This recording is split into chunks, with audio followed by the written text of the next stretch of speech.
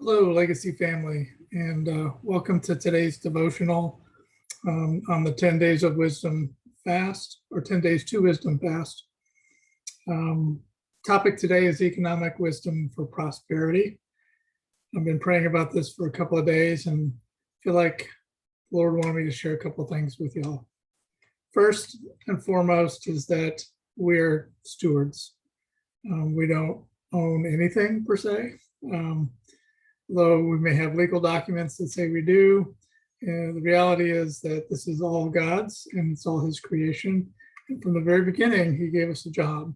In Genesis 2:15, it says, the Lord took the man and placed him in the Garden of Eden to work it and to watch over it.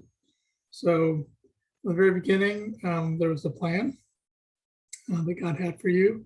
And I think that Genesis 2:15 gives us some insight into what that might look like. So we're called to be stewards. The second thing is that we're not going to know how to do it. We don't know it all. I'm going to Proverbs 19:21 here, but there's many other verses in the Bible that share the same sentiment. And it says, the Lord took, many are the plans upon a person's heart, but it is the Lord's purpose that prevails. So I think what God is trying to tell us here is that we don't have to have all the answers. Sometimes he asks us to step out in faith, and no matter what we do, even if we think we know which way we're going, a lot of times I've ended up someplace very different than where I thought I was going to go, but just kind of leaned into God, and he said, no, this is where we're going. So I think that gives me some great comfort. The other thing is, the third thing that God wanted me to share, I feel, is that no matter what, it's going to be good. So I'm looking at Jeremiah 29:11 here, and the prophet Jeremiah says that the Lord told him that, for I know the plans I have for you, declares the Lord, plans to prosper you, not to harm you, plans to give you a hope and a future. So again, kind of when we press into God's wisdom and God's plans, we know that it's going to be good. The fourth thing, however, is that it's not going to be easy. A lot of times I think we confuse the fact that there may be obstacles in our way, or trials or difficulties between us and fulfilling the vision or the idea that we had. And I think God uses those to stretch us and to grow us. And it's really, don't confuse the fact that it wasn't easy with the fact that God's not in it. He's in everything. So for this particular, when I think about it's not easy, the verse that I tend to turn to the most is 2 Timothy 1:7. This has been kind of a life verse for me. It says, for God has given us a spirit, for God has not given us a spirit of fear, but of power and of love and of sound mind. So how about that?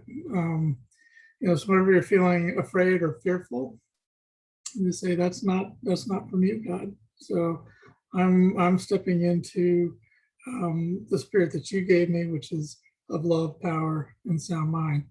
And through that, you can overcome these obstacles. The fifth thing that I feel he wanted me to share was that it's not about you. It's not about me. It's about him, right? So whatever we do, and this, I'm going to go to Colossians here, 3:23, whatever you do, work at it with your whole being as if something done for the Lord and not people. And I feel like that is, in a nutshell, the wisdom that we are to carry for economic prosperity.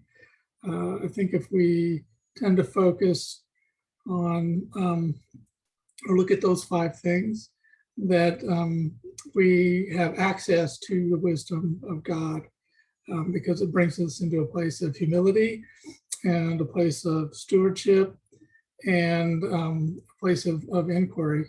And lastly, I just want to say, I think all of this is because he has created us each with a unique identity, and that when we can focus and motivate our identity, we come with solutions. That he created us for this time, because there are problems and specific people groups out there with problems that you were meant to solve.